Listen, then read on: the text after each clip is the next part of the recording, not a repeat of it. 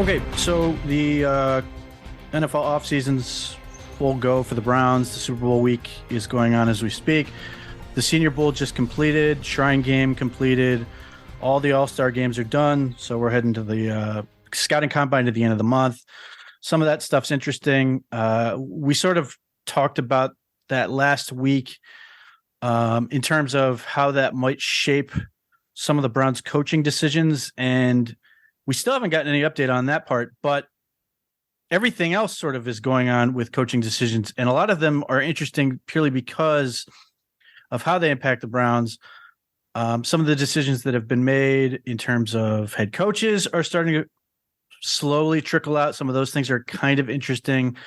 And then there's a whole bunch of, smaller things that could help the Browns or have an impact on where the Browns are going to go here shortly and maybe make the AFC North slightly easier. It's sort of difficult to decipher, but there's a whole lot of path not chosen type situations, which are going to be sort of interesting to sort of evaluate. Anyway, Bree, how are we doing? Another major crisis averted on in your neck of the woods. Yeah, that's right. If you guys don't know what Pete is talking about or referring to, if you're not from the Youngstown and Northeast Ohio area that is not Cleveland, there was a train derailment about 7 miles from where I live that has been making national news at this point in time. And we are all safe. No need to evacuate where we are. The interesting thing is that they released the chemicals into the air. Yes, catastrophic explosion that they weren't sure when would happen or the possibility of it happening. There was a smell of chlorine in the air last night, early this morning, but apparently everything's fine. There is no need to be concerned that the levels are not toxic. They continue to test the air quality. But Pete, if I am not here next week, you know why. Now, I'm curious, when the train derailed, did it coincide with a certain basketball player who may or may not be about 5 cinder blocks tall, putting down 8 points and any number of steals in his game? I think that was the same day. No, actually, that the train derailment happened the night before. So there's no correlation between the two.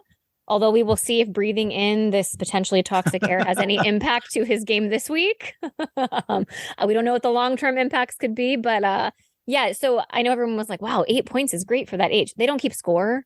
They do not call travels. They are very lenient on the rules. So I just want to put that out there. But he's got a one-track mind: get the ball, score, and then on defense, steal the ball. So I don't know. I may potentially be raising, the next LeBron James, who's about to break the scoring record here. It's just funny because he is so little, and yet you watch, she'll send me clips. And he's just flying around doing stuff and getting involved. Hey, I got to tell you this funny story. So I took him to his basketball practice on Thursday, and it's kindergarten and first grade league. So, they're 6, 7, older 7, almost 8-year-olds. And he's playing with, I think, 5 other kids that actually go to his school in his same grade. So it's kind of fun because they're obviously going to be playing together as they grow up together. And they are super competitive, Pete. They were scrimmaging the last 15 minutes, and one of his little buddies on the team fouled him hard. I mean, there were bodies flying everywhere. I was like, what is happening right now? So Maddox gets fouled really hard, lands on the ground. He jumps up, gets into his friend's face and was like, that was a foul. I was like, oh my gosh. So the coach jumped in and was like, hey, you're going to shoot 2 free throws to end practice. You make one of them, your team wins. He gets the ball, first shot, brick literally above the square. I mean, worst shot I've ever seen in my life. Coach tells him to calm down, take his time. He regroups, drains the second shot. His little teammates and buddies, they were so pumped. I'll have to send you that video because I was laughing. And Pete, might I just say, our tradition is after his practice, we stop at a local hot dog shop. He gets 2 hot dogs, downs both hot dogs in the car, and we are set for the evening. So that's become our little ritual. One of the strangest things, and maybe this is not limited to Ohio, but one of the strangest things living in Ohio is every community has a legendary hot dog shop that they all swear by. 100%.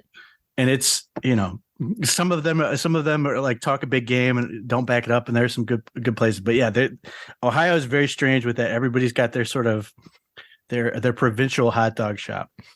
Yes. And might I add, we'll have to say this for a different podcast for a different day, but I love hot dogs so much. I hate that I love hot dogs, but I'm a hot dog connoisseur. So I will say I haven't had a full hot dog from this place, but I have tried a bite. They are excellent. Well, look, it's all about the hogginess, so you get as much as you can get. Anyway, so all the coaching stuff that's been going down is really interesting. I'm curious to see, your reaction to some of these, because the one that sort of jumps out the most to me, because to me, Carolina might have been the best job, which is not great praise to anyone this year. Like, this is the thing is like, everybody's talking about how there's 32 jobs, everybody wants them, and the impression you're getting is, well, maybe not these 5. And Carolina goes out there and they get Frank Reich. Controversy involved because they passed over the interim Steve Wilkes, who sort of guided them to a 6-6 record. There's a lot of people up in arms about this. And I sort of understand the racial component of this is obvious. Look, there's no getting around it. This is a problem. What I do wonder, though, in this case, because Steve Wilkes has been a head coach before, he was head coach at Arizona and was immediately scapegoated by a bad GM who blamed him for all their problems, and they fired him after one season.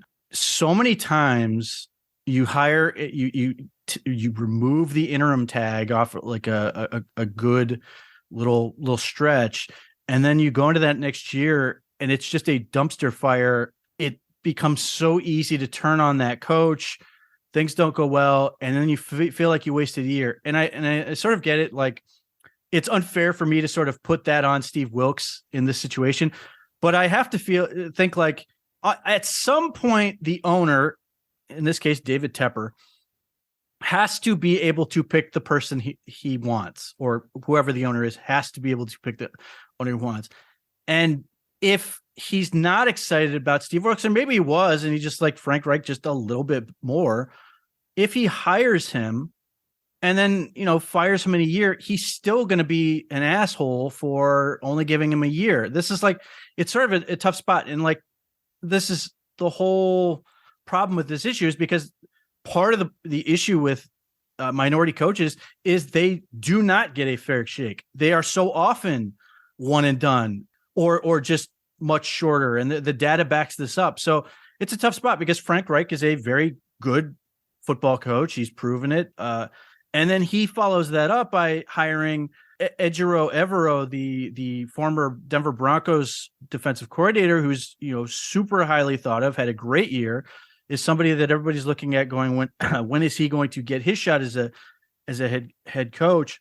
It's a tough spot. You got Frank Reich and Evero, and all of a sudden it looks pretty good, but Steve Wilkes is now reportedly going to take the 49ers defensive coordinator job, which is a good job, but it's sort of like uncomfortable and awkward. But maybe the Carolina Panthers came out pretty well. Yeah, I have not looked at like the fan reaction out of all of this. You were saying that they were up in arms about Steve Wilkes not getting a fair shot. Some are. Like, Frank Reich has he is Carolina Panthers' first ever quarterback.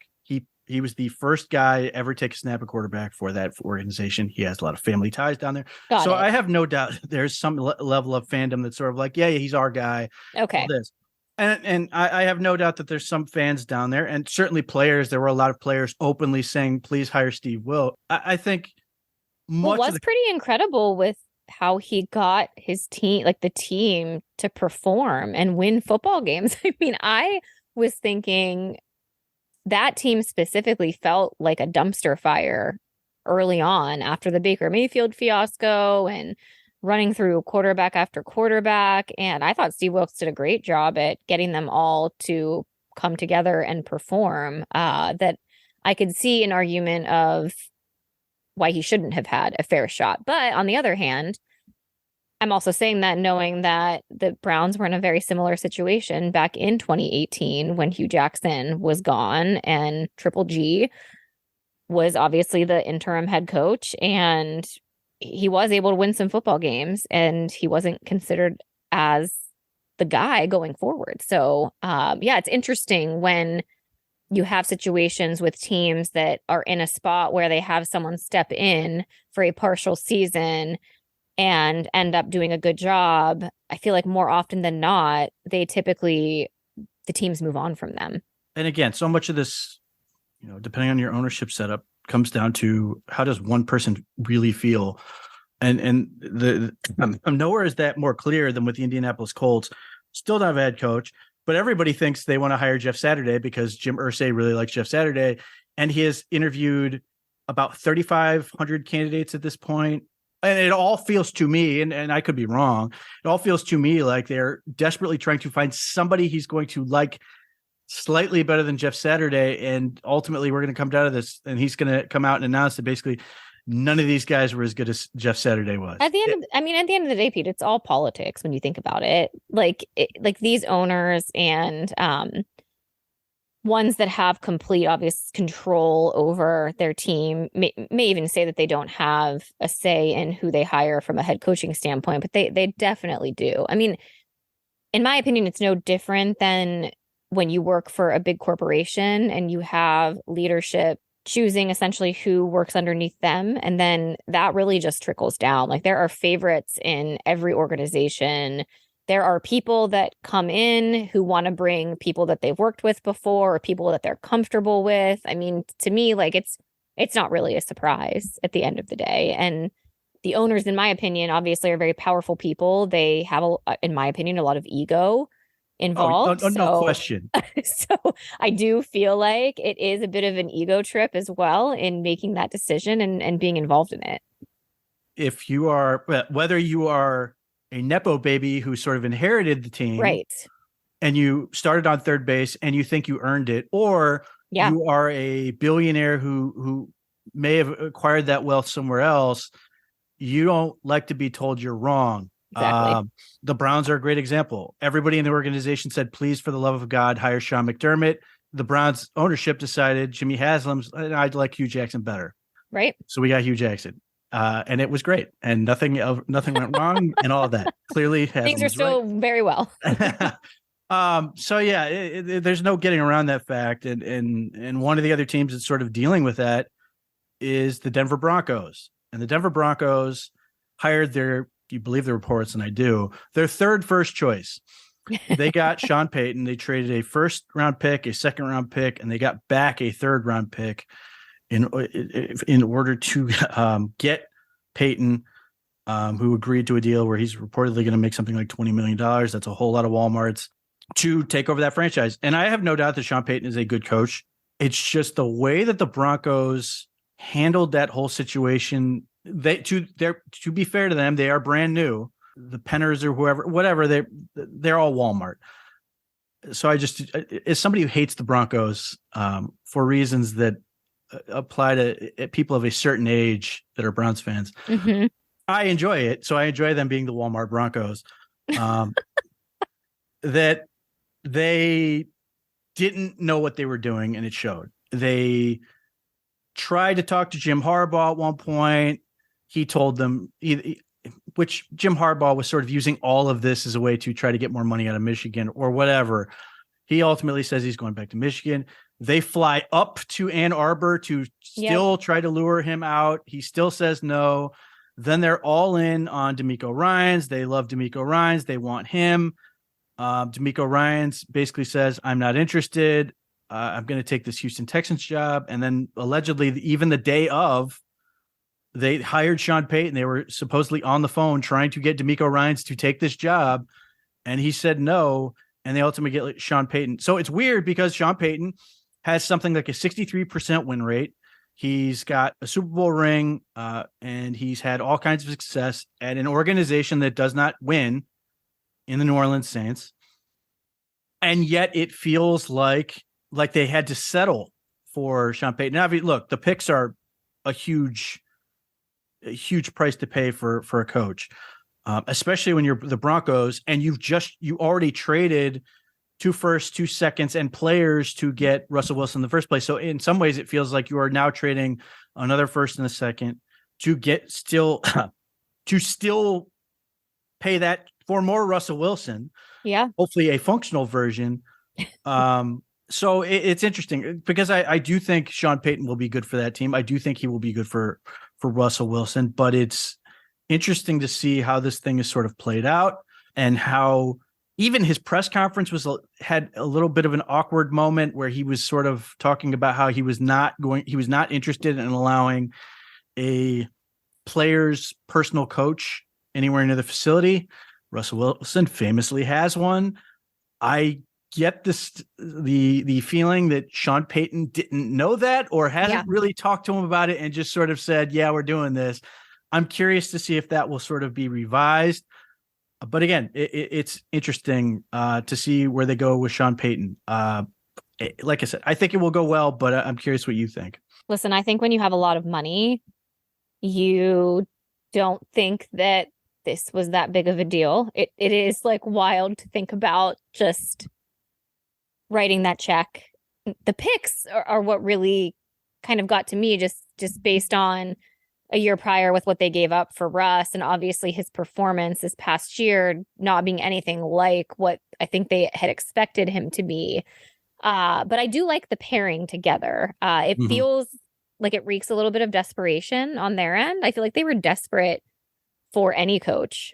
I don't know. What I find interesting about the Denver situation is I do feel like they actually have a pretty solid team, but I'm just like very confused at the things that they're doing because like I feel like when they went and they got Russ, it was like, we're all in on this. And then they didn't, in my opinion, have the right coach. And we saw that play out in combination with Russ's poor play. One would think he could bounce back this year, but he is getting older. So who's to say that he really is going to go back to being his normal self? I think this pairing will be good for him. But I also think he has to obviously be in that mental state of mind to be, open and willing to work with Sean Payton because, Russ is a veteran. So I don't know. I don't know Russell Wilson that well. Like, does he have an ego? Does he not have an ego? Like, I could see it kind of being he does both ways. Like, I think he has an ego. Yeah, he does. That's part of why Seattle has been trying to quietly move him for a couple years. Yeah. I guess you've probably seen his TikToks and some of the other he just has a very awkward. Yeah. But he's very nice. Yes, he's very nice. So like, it's just always sort of weird how he comes across. Yeah, that's like what I find confusing about him because you're right. Like he's very religious, right? Him and Sierra are very religious. He seems like a very, very nice guy. But I also feel like on the flip side, like when it comes to football, I feel like he thinks really highly of himself, which fine, but he's also getting older. And, do you really deserve to be treated like you're one of the best in the league when you obviously didn't show that last year? So anyway, Denver is intriguing. I'm very confused. I feel like they're trying really hard to be the Browns. Well, the funny part about this is like, that's the comparison that doesn't feel like it's really being made. Look, obviously Russell Wilson was there the whole season. There was no suspension. There was no issue with that. And yet, because of just how bad it went, there is this feeling like the Denver Broncos are hopeless. And yet, to your point, they have a good team. They have a lot of really good players. Like, I thought they were going to be like in contention last year. I thought they could be in the Super Bowl. And so I guess I'm very conflicted / confused. I feel the same way about the Browns right now. Like, I have no idea what they're going to be like this year.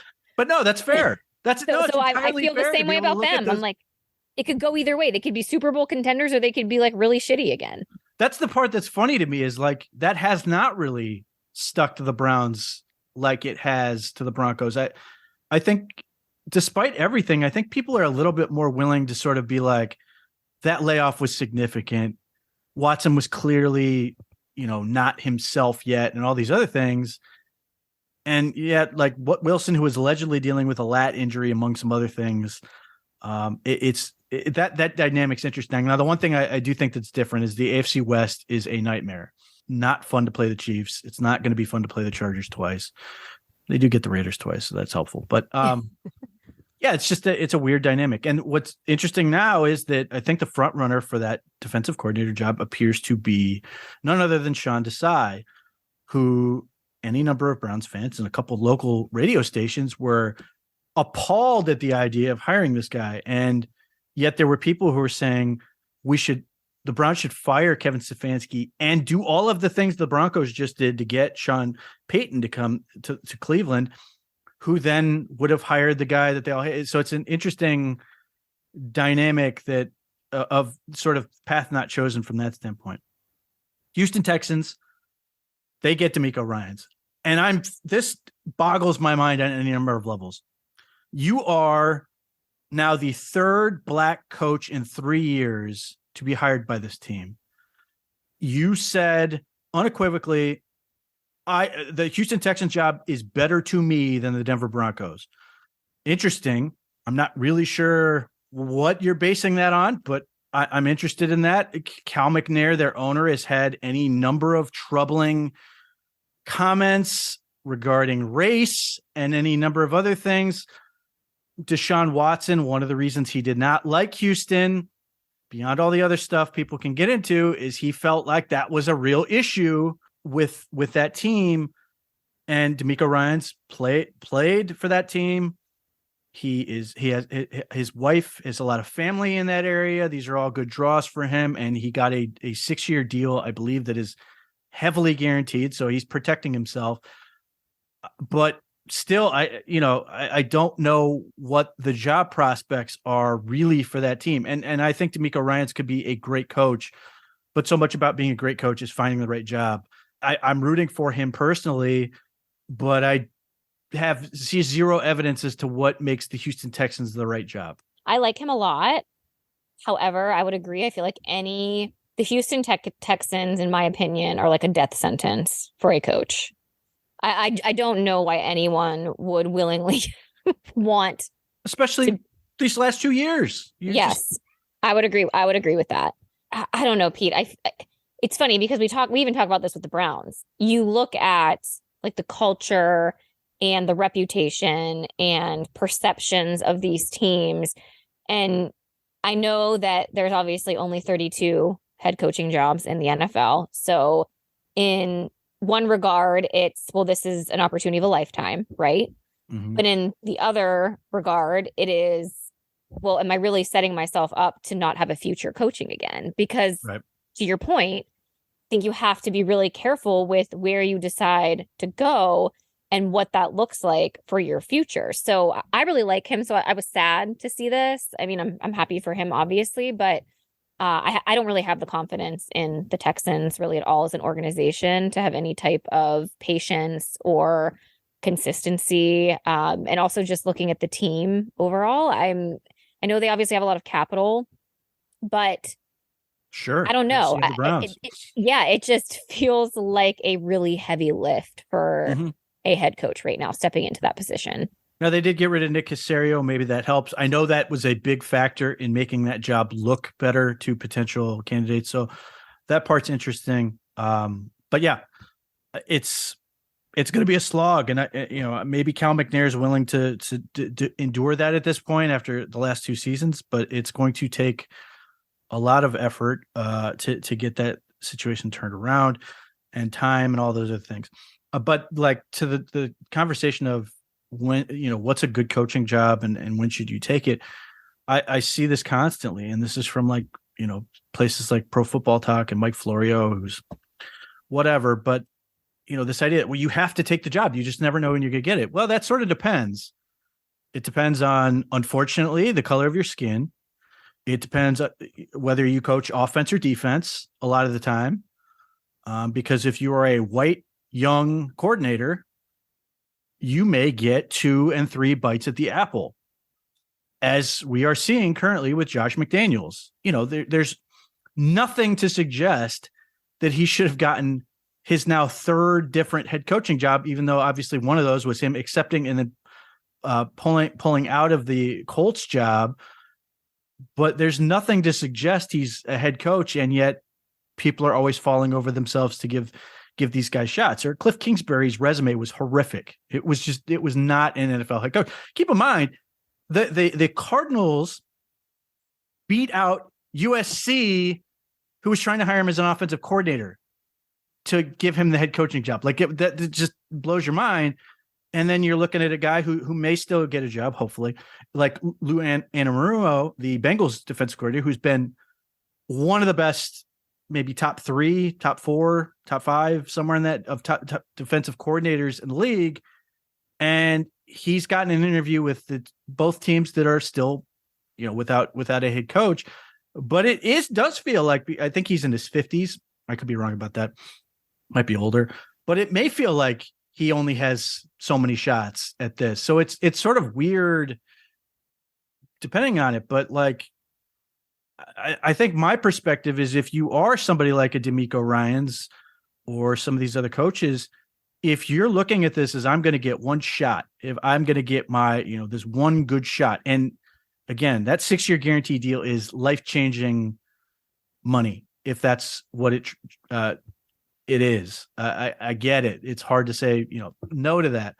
But if you're looking at it from that standpoint, you got to make sure that the job you're getting is the one you feel really, really good about. Because if you don't, and you struggle, or you get jobbed or whatever, and then you're sort of cast out, and now you're in the Leslie Frazier category, who's a great coach. And I don't even think he was considered, the current Buffalo Bills defensive coordinator was even considered for head coaching jobs around the league. So it's interesting. And people will point to Byron Leftwich. Well, he had the Jacksonville job and then decided not to. And now he's gotten fired as the Bucs offensive coordinator job, which is true and fine. But ultimately, he's probably going to figure it out and get another shot. But he didn't take the job because it wasn't the right fit for him. I get it.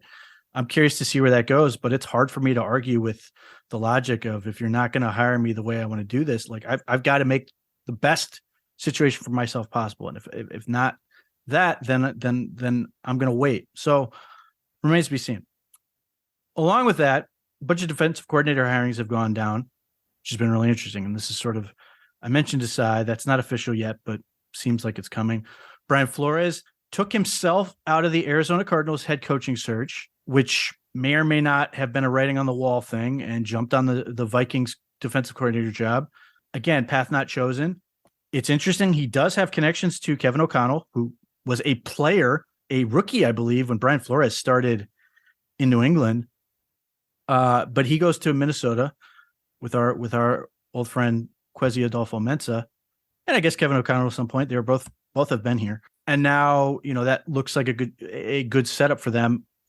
God only knows what the Vikings are going to look like, because they have to do some cost cutting this year. They've been very creative with their talking about how the team is going to be different next year, because it's not going to look the same, because they have to cut it down. But it's a interesting setup for Brian Flores, who obviously still thinks he's going to be a head coach at some point. But getting him out of Pittsburgh means that Pittsburgh can't get those picks that the 49ers are going to get for D'Amico Ryans.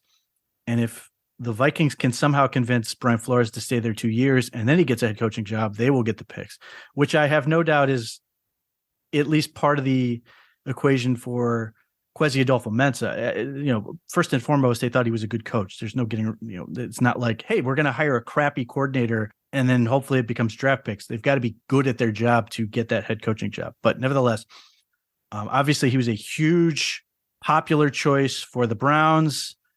Defensive coordinator here. Browns went with Jim Schwartz. Brian Flores ends up with the Vikings. Yeah, I'm happy for him. I'm interested to see what happens with Arizona's position and job. What's going on with that? That's an interesting conversation, and a lot of it depends on what you believe. If you believe Kyler Murray is a real problem with his contract, perhaps just who he is, then that job becomes super unattractive in a hurry. If you could like Kyler Murray and still look at that roster and be like, I don't know about this situation. And Bidwell does not have a great reputation. That job is certainly going to be a challenge. Kyler Murray is interesting because Kyler Murray in a lot of ways represents what if, obviously his injury is a different dynamic, but he's the what if the Browns extended Baker Mayfield proposition, and the potentially downside of that, because now you've got Kyler making a ton of money, and now he's obviously recovering from an ACL tear. That's its own thing. But even if he's 100% healthy, it's hard to be real confident in that situation there. And that's such a big part of it. Your quarterback is going to be such a big part of your team. That is why it seems like it's down to either Mike Kafka, who's currently with the Giants as the offensive coordinator with Brian Daboll, or hopefully Lou Anarumo, the Bengals coordinator. I don't so much. We don't know as far as like what is Bidwell telling them about what they're going to do with Kyler. If he's basically saying like this is your dude for the next this many years, that may be a genuine reason not to take that job. But that's a giant question mark and sort of why they are where they are. But to their credit, if they do come out with Lou Anarumo, whose name I continue to struggle to say, I think people are still going to be like, come out and go, yeah, they did a pretty good job with getting a good coach. I don't know enough about Kafka. I mean, I know where he's been and who he is, but I don't have enough of a grounding in really understanding what he really brings to the table one way or the other. But, you know, especially if you're an offensive guy like he is, you know, Kyler Murray's not going to be available for potentially half, if not more of the season. What are you going to do up to that point? And then when you do get Murray back, what's it going to look like with him back? So there's a lot of questions. So we'll see. It's hard to, I'm hoping they take the Bengals defensive coordinator. I would love nothing more than to have him out of the division and Brian Flores out of the division, even though I think the Steelers will be fine. Mike Tomlin still calls the defense. Yes. Terrell Austin is still a very capable coach, a defensive coordinator, but you know, I'm all for brain drains with the division, within the division. Yeah, that's another one that I just find like very interesting in terms of it doesn't feel like that job specifically has people really excited about taking it. I don't know. It's been interesting. Like I actually feel like had the Browns been in a position to need a head coach this year, which obviously we don't, this is all hypothetical. I feel like they would have been one of the more appealing jobs when you stack it up against everyone else that needed head coaches this year.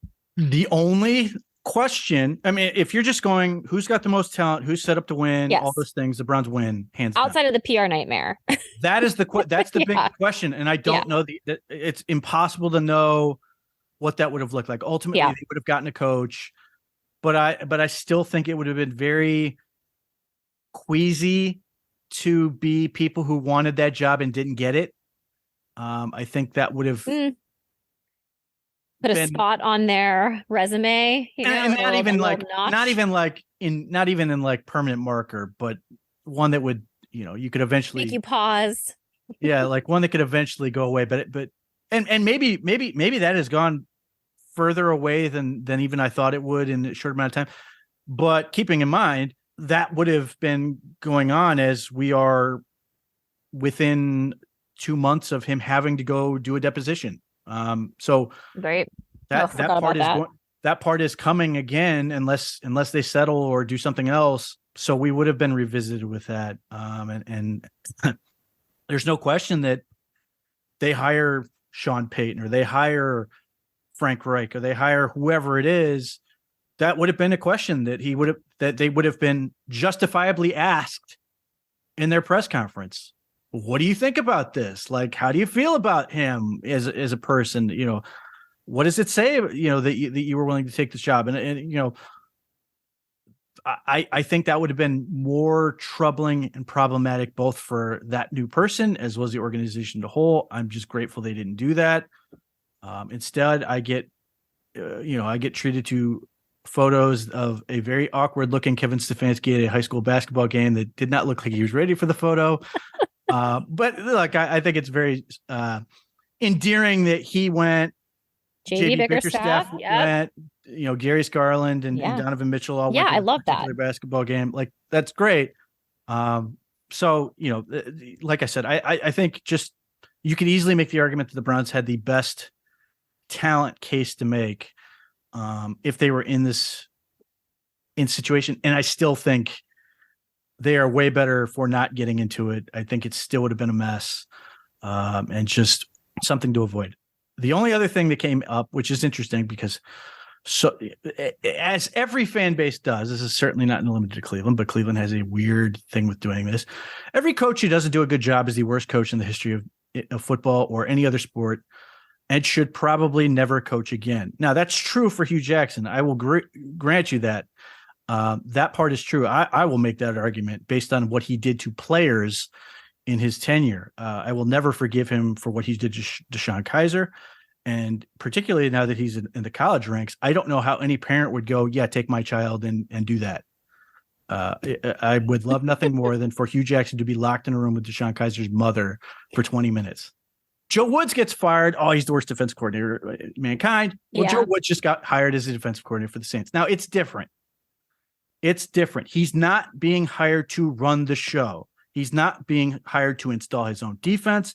He's not being hired to say, be like it was with Stefanski, where he's saying, here's the defense, you take it, you do what you want to do with it. They have a head coach, Dennis Allen, who has a defense.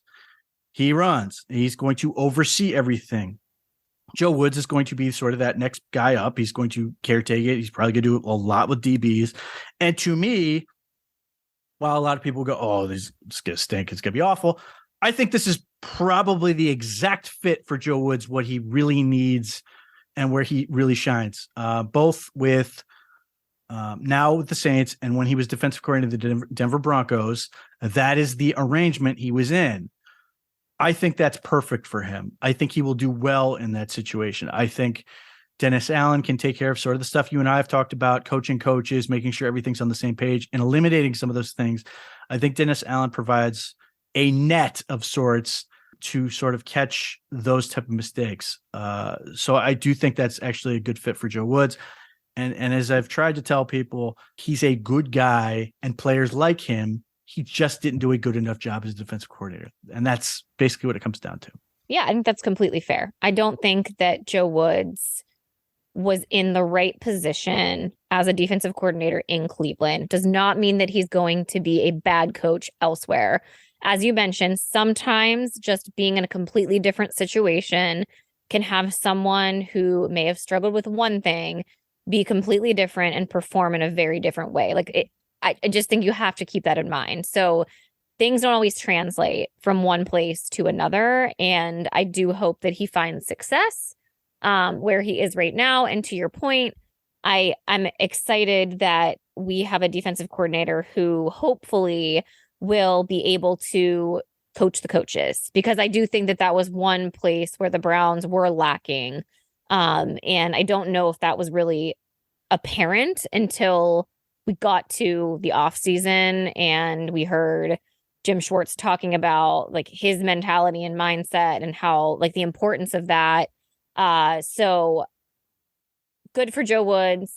Hope he has success down there. And I think it's a better situation for him overall. And I think it's a better situation for the Browns overall, right? It just didn't work in Cleveland.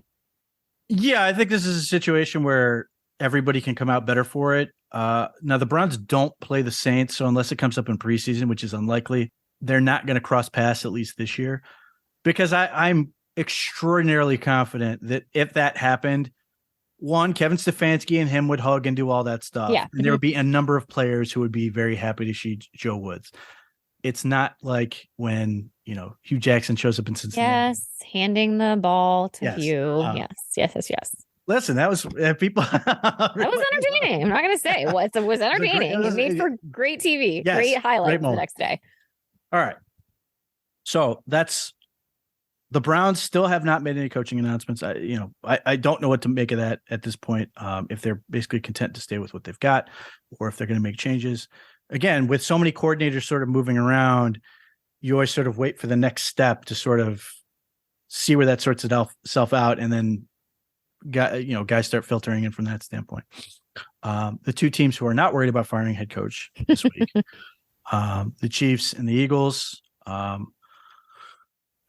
media fanfare has been awkward. I haven't gotten into any of it. I really haven't. It's easy to miss. The only things I've sort of noticed are like cringy questions, like when someone asked Nick Sirianni, who on his team he would not like to date his daughter, and his answer was my What? daughter's.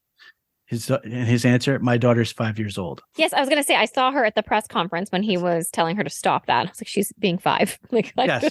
you like I can't even imagine bringing my children to a press conference. They would be the exact same way. How do you feel about that whole dynamic? Because this has obviously been a big, was such a big deal in the NBA for Steph Curry did it a lot. And now you've got, obviously you had this one play out. I think it's cute for about 30 seconds and then becomes very awkward and sort of gets in the way of what, it's great when you win. Yeah. But at some point, these people are now trying to do their jobs and it becomes really awkward because now he's doing what he would do, what you would have to do. Yes. You have to now manage these children who are up there. It's very similar, Pete, to when we first started, like when COVID first hit and everyone was working from home that was able to work from home. I was one of them. And your kids were also at home because school was closed and they couldn't go anywhere. And it was very cute, for the first couple of weeks of, oh, the kids are in the background or they're interrupting our Zoom calls. And then all of a sudden it wasn't cute anymore because it's like, we have shit to do. You cannot be distracted. Your kids need to not be in the background of the call screaming. And it was really unfair at that time because working parents had no choice but to have their kids at home. And especially kids that are obviously not fully independent. And his kids were clearly like younger ages. I think it is cute for a minute. I think it's different too. This may be judgmental of me, but players versus coaches. I feel like players, I actually think it's a really nice moment for them. But for him, I don't know what he expected. And it's really unfair for you to expect your kids to sit in front of a room full of people with microphones that are asking questions that have nothing to do with you, that aren't directed at you, and to expect them to just sit and be quiet. Like that is actually a recipe for disaster, in my opinion. Sure. So I just think it's unfair for the kids. If they would have been there for like the first 5 minutes and then someone could have came and grabbed them, great. But yeah, I just think at the end of the day, like it's really cute for a moment. But then what happens is he obviously had to discipline his children like at the press conference table. And why would you ever want to put yourself in that position? Like just don't do it.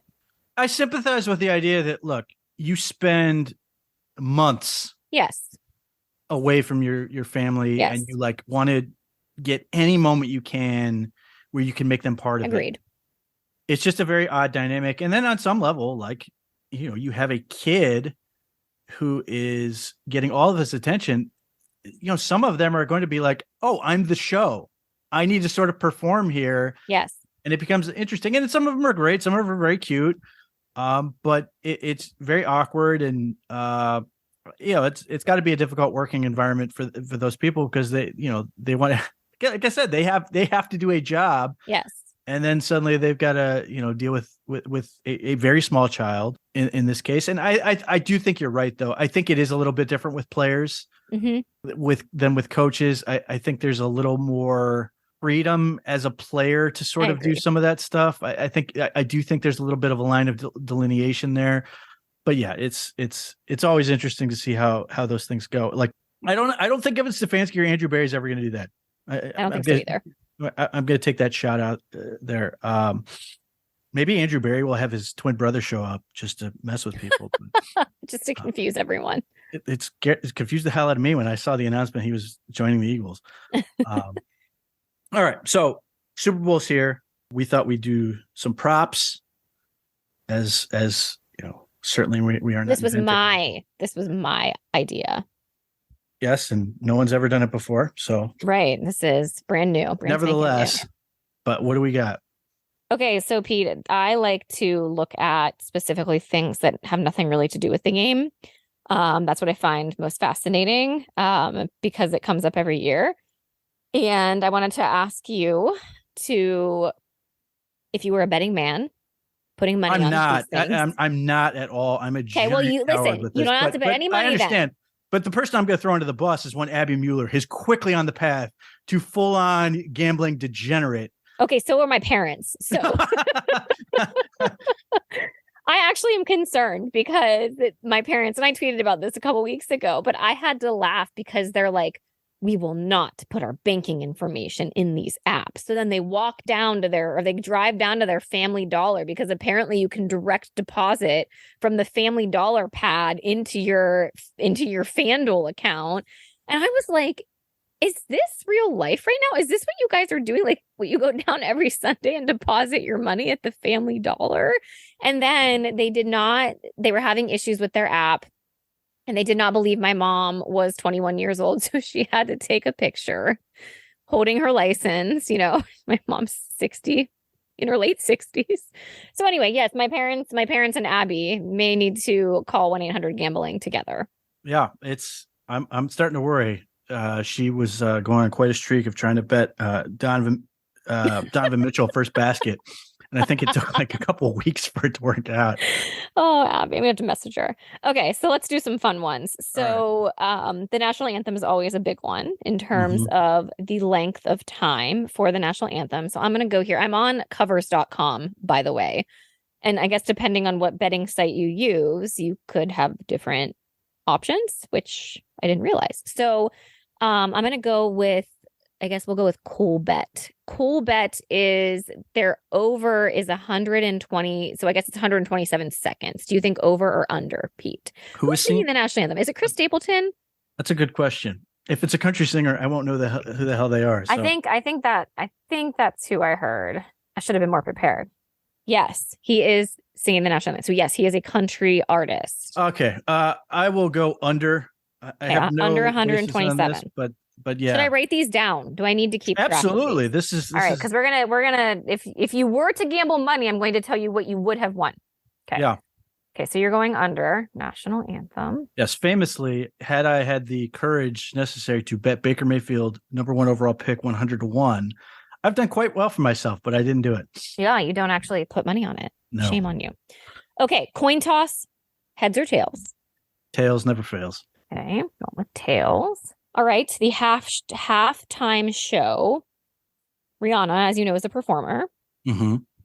Over or under 8.5 songs? 8.5 songs is what that's their benchmark for this? Well, yeah, because sometimes they go into like medleys, so they perform like a ton. Yeah, how does that count? I'm guessing as a song, like they're gonna. All right, well, I'm gonna go under. If that was based on time, I would have gone whatever time it was. I would have gone over. All right, you're feeling the under. Based on songs, I think under. Okay. Okay, let's go with this one. I also love the Gatorade bath. Do you have a feel for the Gatorade color? Here's your options: yellow, green, orange, blue, red/pink is together, clear/water, purple, or none. That's tough. The one that I would probably go towards and is never is red. It feels like anyway. I think blue is probably the most entertaining of those, but I'm going to go with the yellow green. Yellow green, that is what everyone thinks it's going to be. And by the way, yellow green is the worst flavor of Gatorade, in my opinion. Yeah. Are you a lemon lime person? It's okay. I think here's the thing.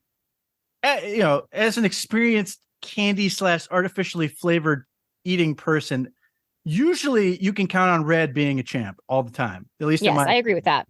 Red is usually always a champ. Gatorade is just the one exception where red. Yeah, I'm not a fruit punch person in general. It just lets you down. I will say yellow green Gatorade. I think the reason I have such an adverse reaction to it is because my dad always picked that flavor when I had the stomach bug growing up. So now I just associate lemon lime Gatorade with being sick, and I cannot drink it. So, like I said, red I think is a disappointing flavor. I think orange, again, another color you can usually say, okay, that's fine. I think it's the safe choice. I don't think it's going to really wow you, but you sort of know what you're getting. I think you win when you head towards Purple Town. I think purple and blue.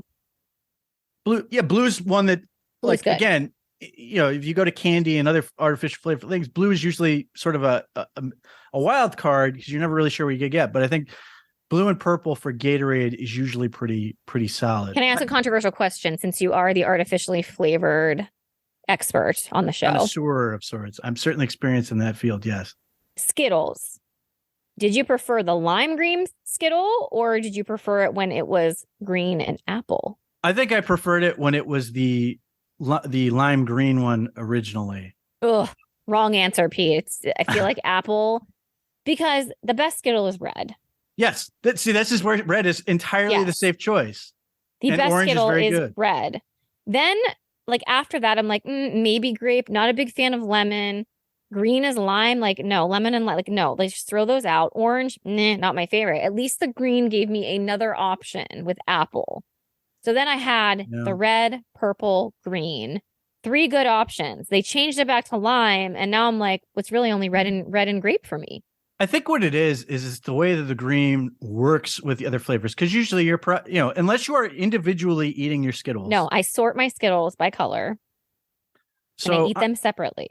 I'm more of a just by the fistful. And in that scenario, green sort of plays off the other colors better than I think apple does.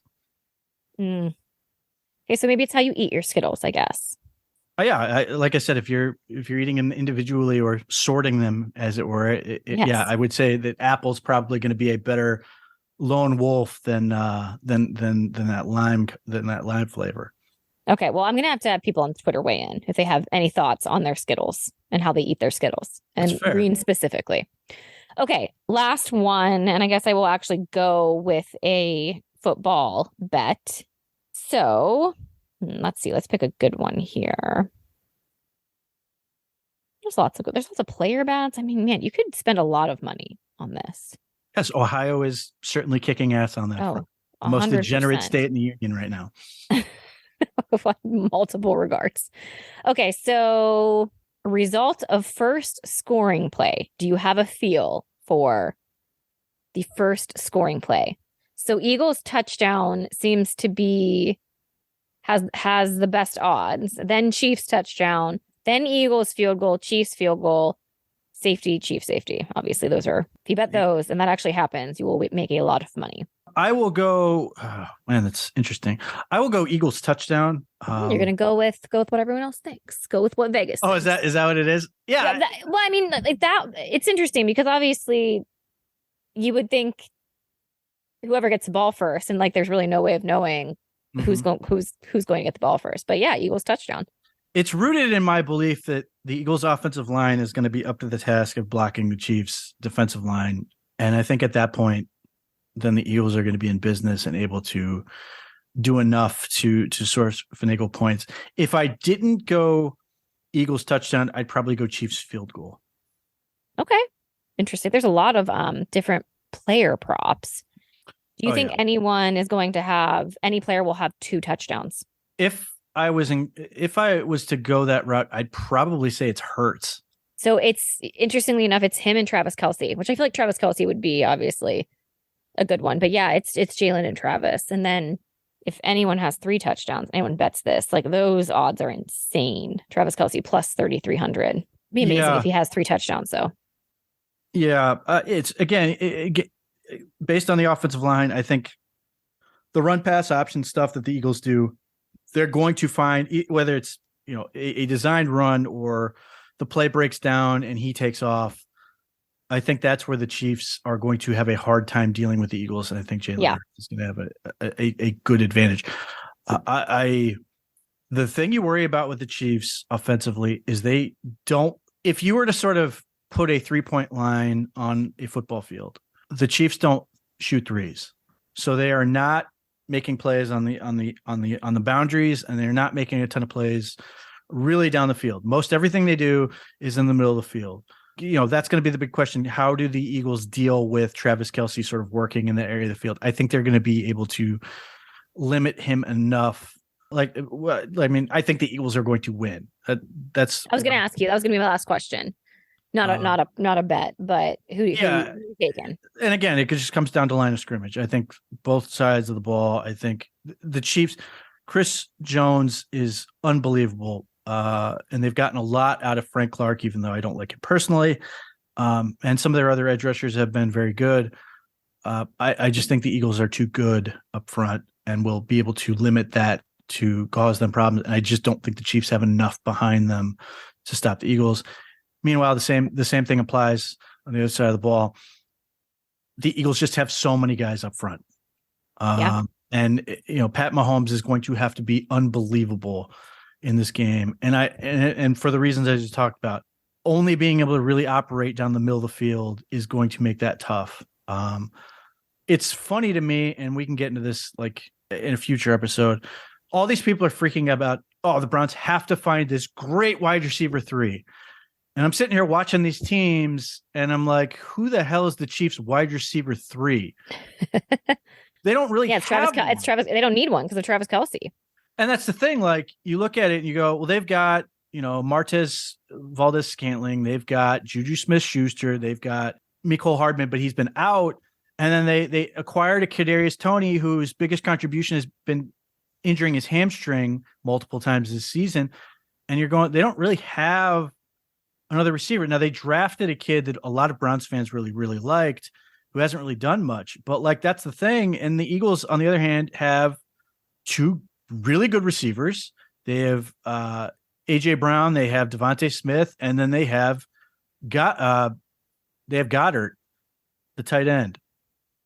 And it's like, wait a minute, the Browns have 2 really good receivers and a tight end. So it's not to say that I'm against getting another receiver like that. It's just not the pressing issue I think people want to make it out to be, where they're sitting there going, well, they got to get somebody who can really stretch the field. Well, I mean, I watch Amari Cooper and Donovan Peoples-Jones kind of stretch the field a lot. And, they drafted David Bell for a reason. I'm kind of thinking that they're going to use those other guys to go deeper down the field and let David Bell sort of win underneath and some of those things. And they've got a couple guys who can run real fast. Now, if the opportunity presents itself and they can get a guy that can really help them and advance the offense, I'm sure they'll jump on it. But the looking at where this offseason is heading, I have a sneaking suspicion that people are going to find a way to be pissed off at the Browns for not addressing that particular thing in a way that's satisfying to them. But like, I remember in 2020 when the Browns' deep threat was Kadero Hodge, and they made the playoffs and almost won the AFC Championship. Don't get me wrong, it's an advantage. It can make your team better. But what am I watching the playoffs? Win the line of scrimmage. That's all I want from the Browns, is to win the line of scrimmage and go kill people on defense. And we'll see if they're able to do it. So I've got the Eagles. Who you got? Yeah, I'm leaning that way, I think.